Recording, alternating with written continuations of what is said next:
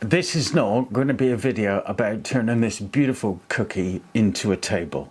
It should be, but it's not. And it's not because I can't.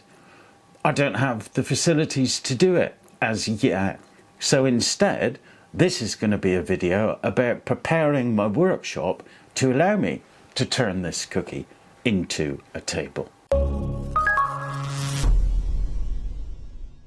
So if you don't want to get bogged down with all of the explanation, then fast forward to the bit where the actual work starts. But here's a bit of, this will put it in context for you. So exhibit 1, the cookie. Beautiful, absolutely stunning. And I've got 930mm this way. I've got a meter that way. About 850 across there. So my narrowest point is 850mm. I need to flatten this. Initially, when I saw it and fell in love with it, I thought I could do that with a belt sander. That'll be pretty easy. Boy, was I wrong. This is all pretty much an example of the 6 Ps. And if you don't know what they are, hope YouTube doesn't censor this. Piss poor planning leads to piss poor performance. This is piss poor planning. So I thought I'll use a belt sander. Belt sander, I was there for half an hour with 60 grit, hardly touched it. This is what I managed to do. And I'm not going to get it perfect with a belt sander. And if I'm making a table for dearest mama and papa, I want it bang on. So that went out the window and I thought, okay, which other way can I do it? Too big for the planer, too big for the belt sander. I know what I'll do. I'll knock up a quick router flattening sled. Bench isn't big enough. So that's where I end up with. I need to extend the bench. Now I've mentioned before on the channel that I really want to rebuild the bench, but now's not the time. So this is a bench extension. But then I'm thinking, what is wrong with the bench? Why do I really need to rebuild the bench, to go to all that work, just to make it look better? It's perfectly adequate as it is. So I want to maximize this extension and maybe put a bit more clamping on it. What are the great truths, rules in woodworking? You can't have enough clamps. You can never have enough clamps. You always run out of them. And you can never have enough clamping facilities, can you? So I use this in my dog holes for a bit of clamping. This came from Axminster, I believe. Really good, really happy with that. This, absolutely superb. Craig clamping track. Bolts down really firmly underneath. I think I've got M6 bolts every 200mm. And I've got my vise. What I don't have is anything over there or over there. On the odd occasion, I've liked to be able to clamp something against this face like you do with an MFT. And as I did on the walk-in wardrobe build, use the clamping facility on the edge of the MFT. Really, really handy. So I'm thinking, okay, what if I could incorporate some edge clamping, maybe a bit of top clamping on that side and at that end, and utilize that facility to clamp a bench top extension onto it. No idea if I can or not. So I went looking, and the first thing I did was to look for the rails that come on the MFT3, the Festool MFT3, sorry. And if you go on the forums, there are a multitude of discussions about you can buy the rails from Festool, but they're like a gazillion pounds each. But if you search long and hard, you'll come across this. Now this is aluminium extrusion. Hope I've got that lined up for the camera. Now I've gone with 80 by 40 because I felt that would be a good size for me. But they make various different sizes and I'll put a link to the company below. So I'm going to fix through here into the bench on that side, and then I've got a rail at the top, or a channel at the top, channel at the bottom, and a channel at the face. Now the issue with finding one of these rails is whether this slot is the right size to allow the clamps that you've got, the Festool clamps, to slide in. So first of all, you need that bottom groove to be deep enough and wide enough to allow that base rail to slide in. But you also need this top groove to be narrow enough so that when you clamp down, that bottom rail, this piece of the clamp, doesn't project up above the top of this bar. So that if it does, you won't be able to clamp securely. But if it doesn't, you will. And ta-da, there it is. So like I said, links will be down below. They cut it to size for you, so you get the perfect size that you want, in the perfect shape that you want.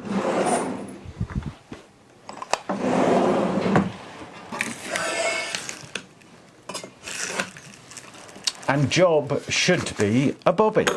So the idea is to take a piece of this, pop it on the end. This piece pops on the side, bolted into the bench, and then I can use this for face and end clamping, and also use this to attach the bench extension to. But before I do that, I need to clean the top. I need to trim this lip, affix a new piece to there, and affix a piece to there. So let's get the prep work out the way.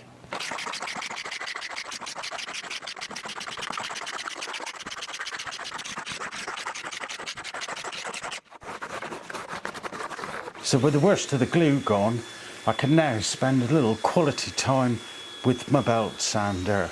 And as you know, the belt sander is the perfect finishing tool for any fine furniture piece of work.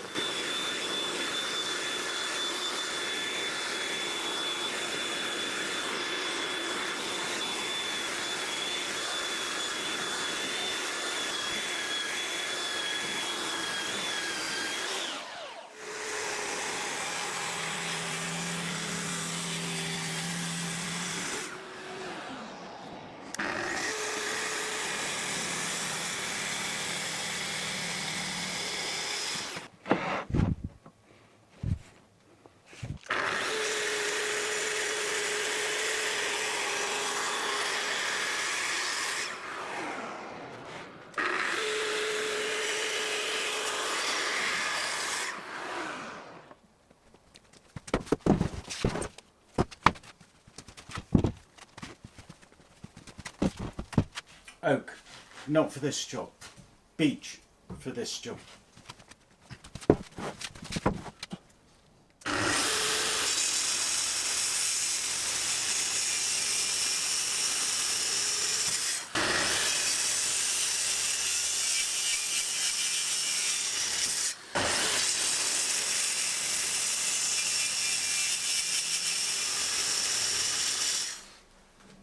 Now this is a spot of a nuisance.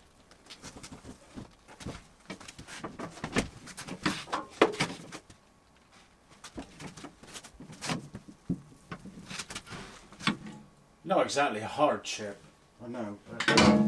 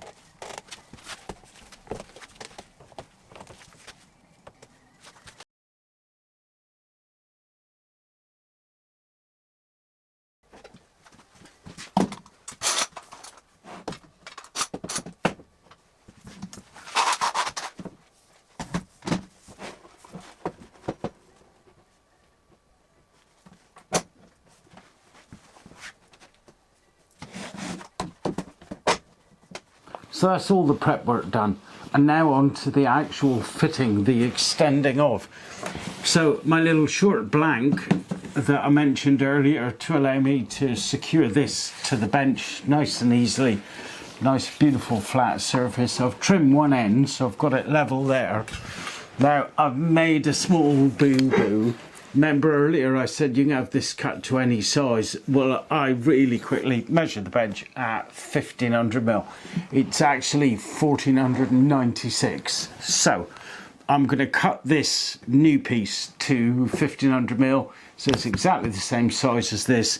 And then I'll put a little fillet on there, a little extender, just to make it all look wonderful and help me to forget that I didn't measure it properly. So I'll cut that to size and then I'll double screw that at probably 200mm centers, maybe 250, and then I can locate the bar onto the front, and then we can get to the main reason for doing all this, the extending panel.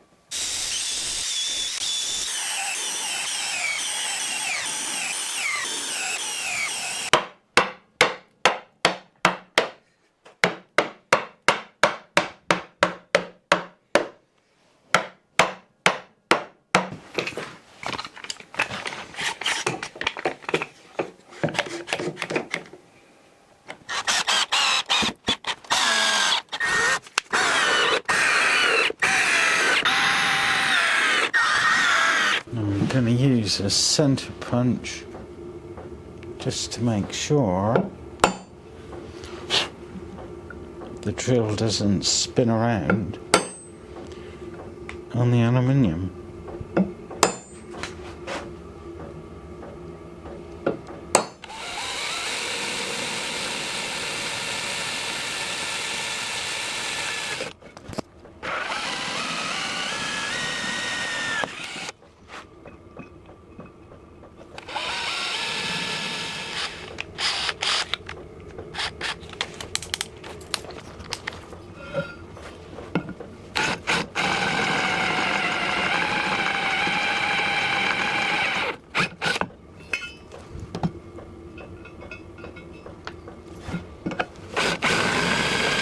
So now it's just a case of trying to get the screw in the hole.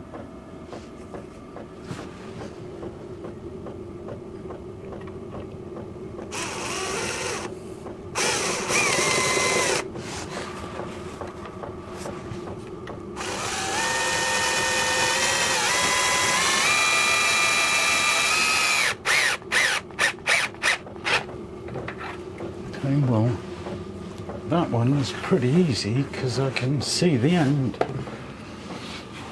The others may be a little more challenging.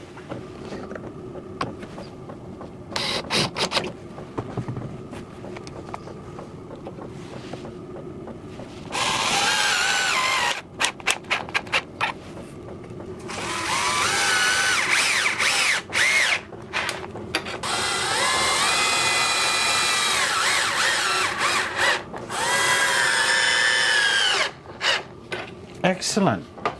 That was either extremely lucky or I'd rather think very skillful.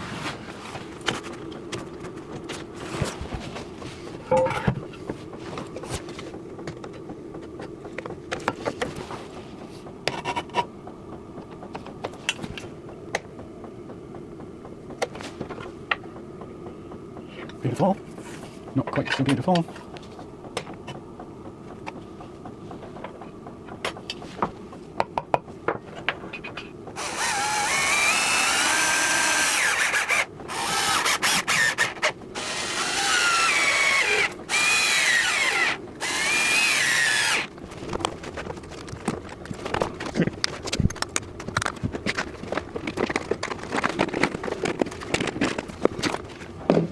Well, to say I'm delighted with that is the understatement of the year. I feel like a cat with two.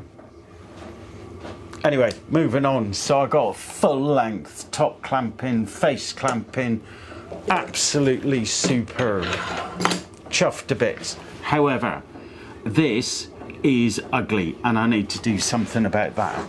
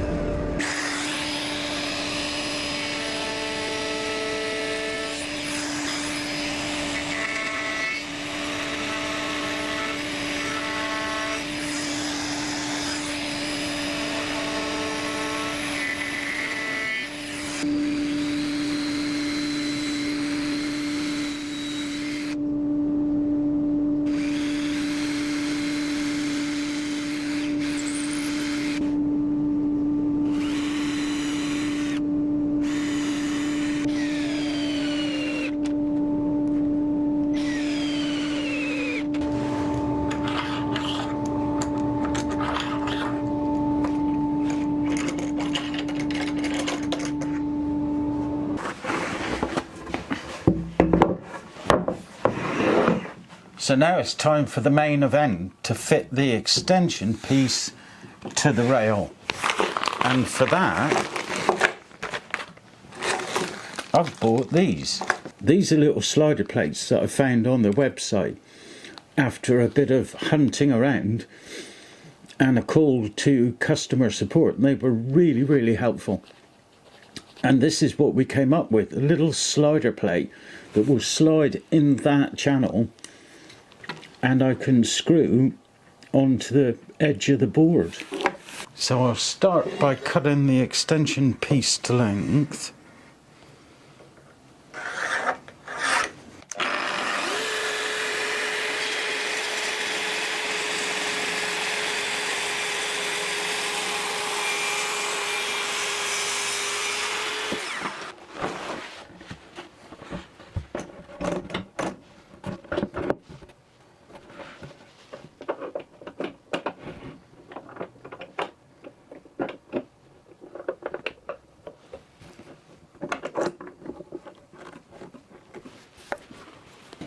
I bet you're thinking exactly the same as me right now. Could do with some little supports down here to rest things on, but that can be a future upgrade.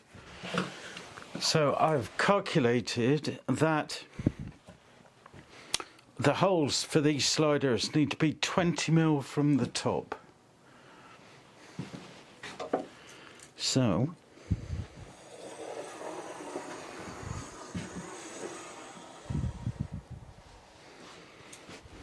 there's my 20mm line.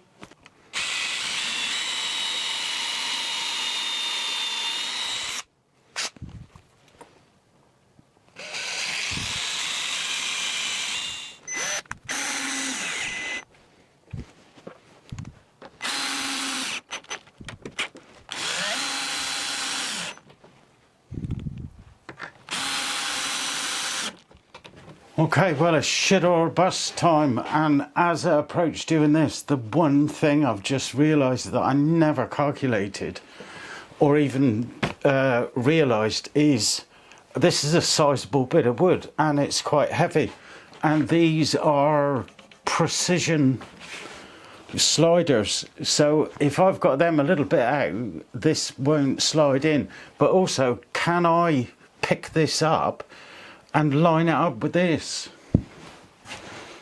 So I've got a nice bit of clear space. Well, there's only one way to find out.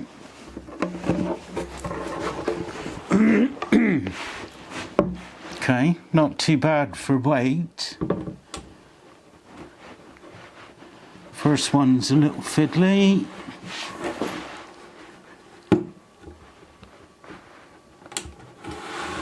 Two in. Oh, it gets easier with two in. Third one. Three in. And four.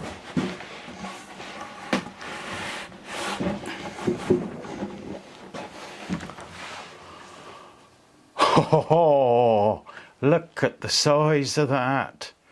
And yes, you've probably been thinking all along, surely the tilting action is going to rip them out, and it would if I just relied on those. So I'm going to cut two support pieces to go underneath to pick up the weight of this back piece. So I'm using two clamps here to keep this extension piece in place, coplanar with the top of the bench, and then I'm going to cut a couple of braces that will sit in this notch here and then connect and support to the top of the bench there against a little rail at the top.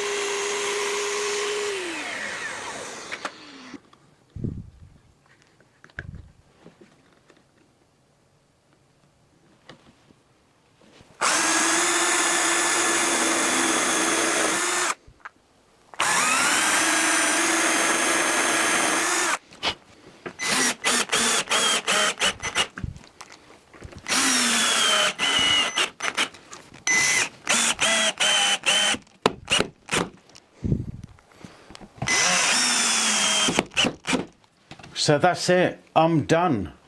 Time for the final test. So the first thing I want to do is try stowing it away, which is sliding it into this underneath rail here.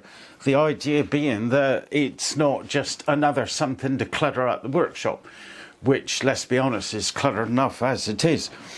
So if that works, it will just slide in there and be, as I said, perfectly out the way.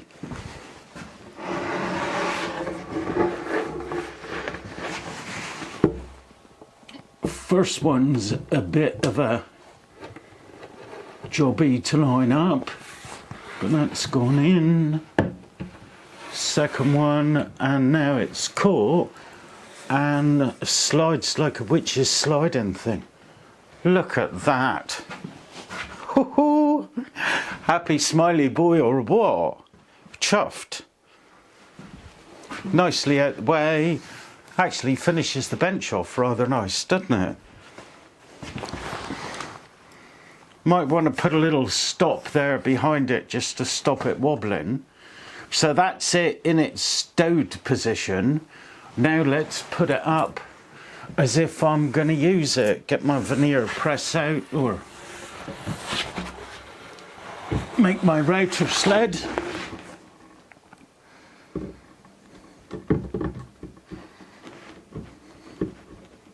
Come on.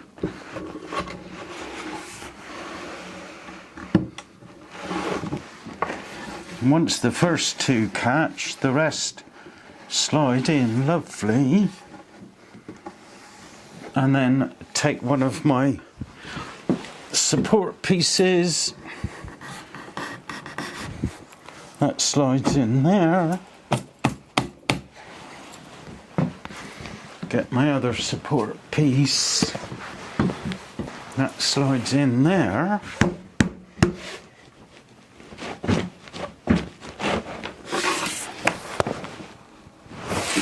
I think that's pretty good. And then